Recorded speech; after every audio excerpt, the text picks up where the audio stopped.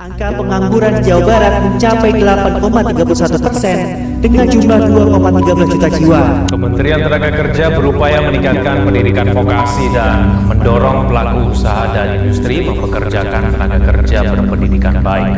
Upaya ini dilakukan untuk menekan jumlah pengangguran. Ketidaksesuaian antara jurusan dan lowongan, ya, artinya ini SMK yang ada itu tidak sesuai dengan kebutuhan dunia usaha dan dunia industri.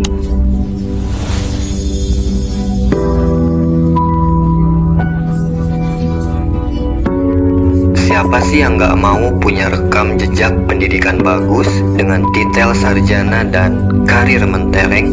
Gua rasa semua orang punya impian itu, termasuk kalian yang nonton video ini sambil merenungi hidup yang gini-gini aja.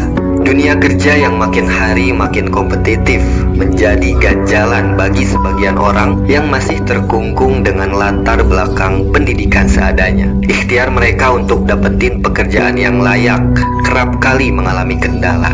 Misalnya, syarat minimal pendidikan yang tinggi untuk calon pelamar kerja.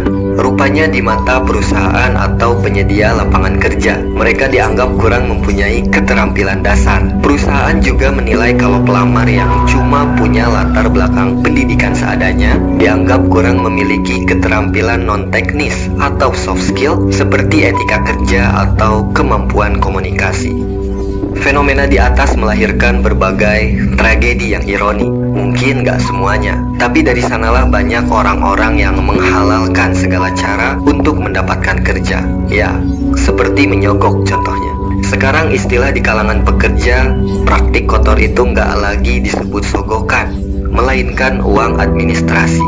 Padahal sama aja, mau dibilang uang administrasi, mau dibilang uang pendaftaran, ataupun tanda terima kasih sekalipun, kalau akadnya untuk memuluskan niat jahat, ya sama aja, suap namanya. Itulah hidup.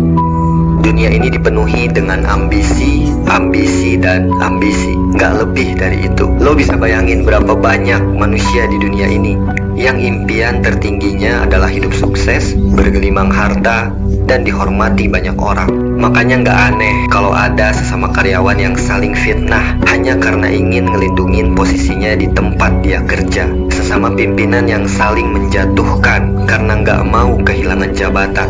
Atau mungkin sesama office boy yang saling iri karena takut kontraknya gak diperpanjang. Terus, apa kaitannya sama judul video ini?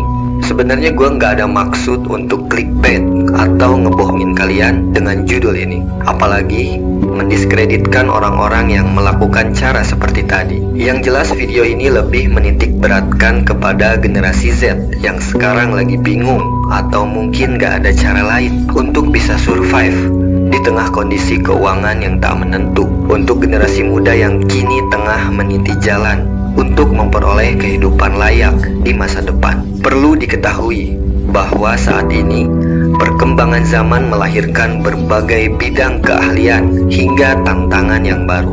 Dengan demikian Gen Z diharapkan mengambil peran, gak hanya menjadi penonton, lebih jauh lagi harus menjadi pemeran utama dalam hiruk pikuk teknologi yang pesat.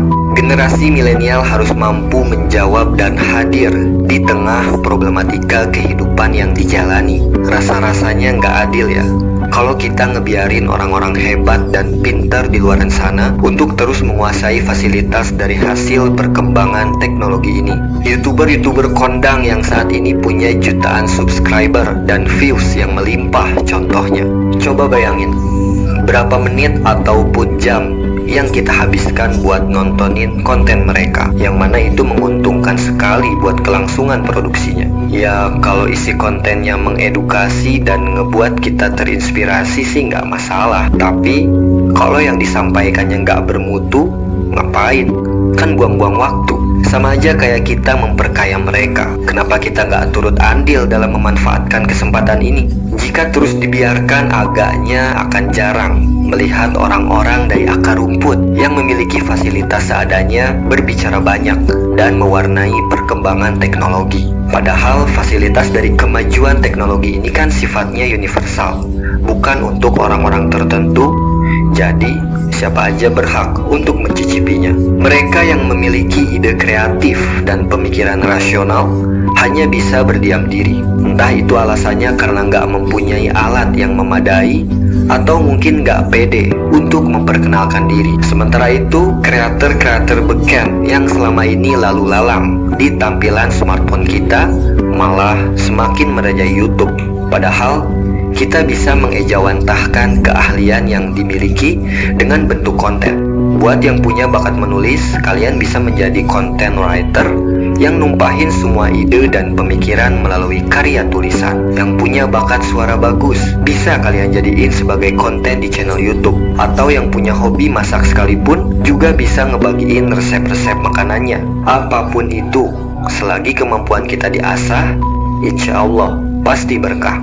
Yang jelas ada banyak cara untuk bisa mendapatkan pendapatan di era modern ini. Ya, bahasa kasarnya ngehasilin cuan dari internet. Entah itu dari YouTube, Facebook, TikTok, ataupun platform media sosial lainnya. Soal bagaimana konten yang akan diproduksi, itu kembali kepada kalian masing-masing. Saran gua, sesuai dengan passion dan keahlian yang dimiliki. Supaya apa? Supaya kita menjalankannya dengan penuh kecintaan dan rasa tulus yang mendalam. Karena kalau kita ngejalaninnya ikhlas, apapun hasilnya akan puas. Karena meniatkan semua ini semata-mata untuk ikhtiar, merubah keadaan dan keluar dari zona hidup yang gini-gini aja. Jadi jangan hanya terpaku pada lowongan kerja yang hingga kini belum sesuai ekspektasi. Alihkan kegagalan itu kepada kemampuan yang kita miliki. Kembangkan bakat dan raihlah mimpi. Sampailah pada kesimpulan bahwa segala keterbatasan bukan menjadi alasan demi memperbaiki hidup. Sebaliknya, itu bisa menjadi sarana kita berjuang dan membuktikan, meskipun berangkat dari latar belakang pendidikan seadanya. Gak ada untungnya meratapi nasib. Ingat kata-kata ini. Selalu ada harapan bagi mereka yang berdoa, dan selalu ada jalan bagi mereka yang berusaha. Semangat ya. Sampai jumpa di video selanjutnya.